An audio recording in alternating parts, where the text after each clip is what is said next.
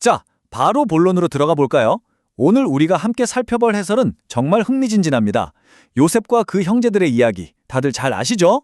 하지만 오늘은 이걸 단순한 옛날 이야기가 아니라 꼭꼭 숨겨둔 죄를 끝까지 쫓아오시는 하나님의 아주 스릴 넘치는 거룩한 추격전이라는 관점으로 다시 짚어볼 겁니다.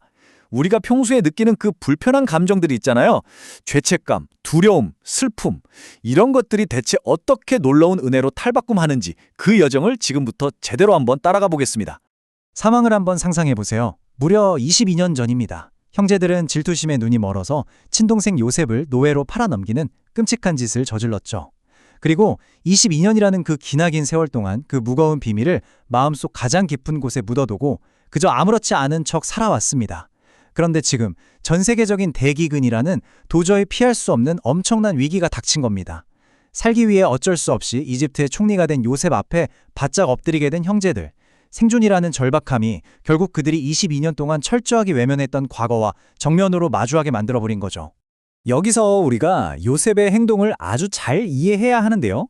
요셉이 형제들을 막 감옥에 가두고 엄청 가혹하게 대하잖아요. 사실 이건 개인적인 복수극이 절대 아닙니다. 이 모든 위기 상황은 꽉 막혀있던 양심을 흔들어 깨우고 진짜 구원으로 이끌기 위해 아주 정교하게 설계된 일종의 거울 치료 같은 겁니다. 하나님은 우리를 벌 주려고 쫓아오시는 게 아니에요. 우리를 살리고 치유하기 위해 숨겨진 죄를 끝까지 추적하시는 그야말로 사랑의 추격자이신 거죠. 오늘 우리는 이 거룩한 추격전 속에서 은혜가 흘러가는 세 가지 통로를 순서대로 쭉 살펴볼 겁니다. 거룩한 죄책감, 거룩한 두려움, 그리고 거룩한 슬픔. 이 세 가지를 거쳐서 마지막으로 일상 속에서 만나는 은혜까지 차근차근 짚어보겠습니다. 자, 첫 번째 통로입니다. 바로 거룩한 죄책감이죠. 요셉이 형들을 엄청나게 압박하잖아요.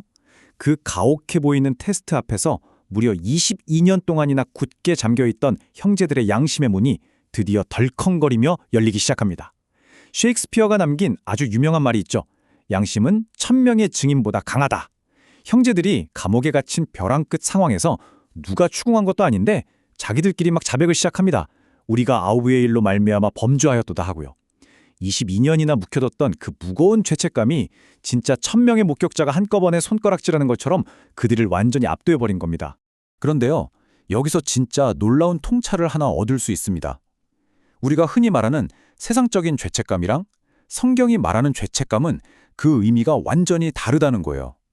세상에서는 죄책감을 무조건 빨리 지워버려야 할 엄청난 짐이나 약 먹고 고쳐야 할 정신적 질병쯤으로 취급하잖아요. 하지만 성경의 시각은 다릅니다.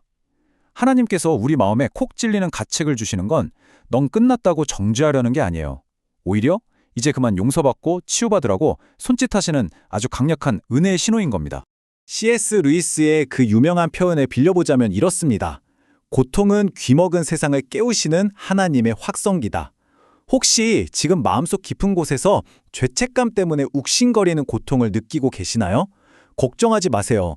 그건 벼락 같은 심판이 아닙니다. 제가 그 어두운 숨은 곳에서 나와서 밝은 빛으로 오라고 애타게 부르시는 하나님의 엄청 크고 따뜻한 확성기 소린 거니까요. 이어서 두 번째 통로입니다. 바로 하나님을 의식하게 만드는 거룩한 두려움이죠.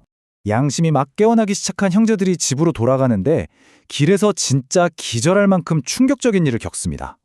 자기들 곡식 자루를 열어봤더니 식량값으로 냈던 돈 뭉치가 고스란히 다시 들어있는 거예요. 형제들이 얼마나 혼비백산했겠어요.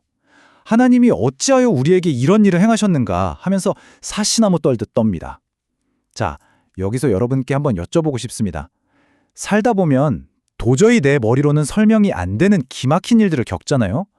여러분은 그걸 단순한 우연이라고 생각하시나요? 아니면 내 삶을 이끄시는 하나님의 섭리라고 생각하시나요?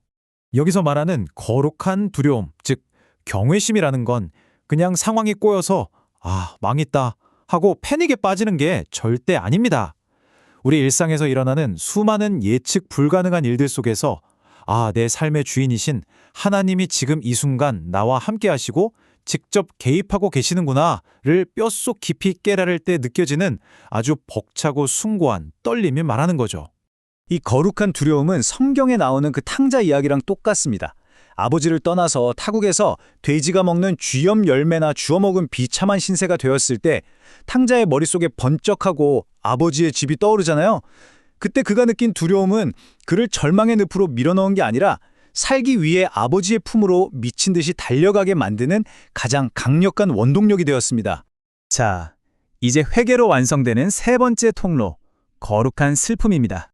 형들이 엎드려 자백하는 걸 보면서 요셉이 뒤돌아서 막 울잖아요. 그건 진짜 끓어오르는 긍휼과 사랑의 눈물이었습니다.